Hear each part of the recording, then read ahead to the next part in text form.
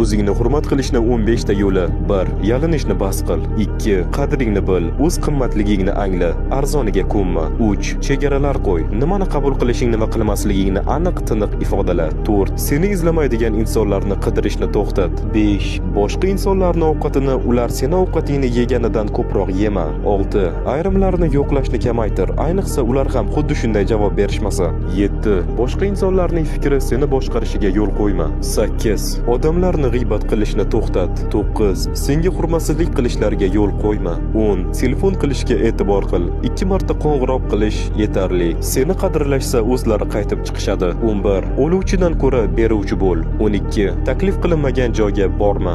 13. Odamlarga ular munosib bo'lgan tarzda munosabatda bo'l. 14. Qiladigan ishingda yaxshi bo'l, eng zo'ri bo'l. 15. O'zingga sarmoya kirit, o'zingni rivojlantir. Agar videoni shu yergacha tomosha qilgan bo'lsangiz, kommentariyada mana bu emojini qoldirib keting.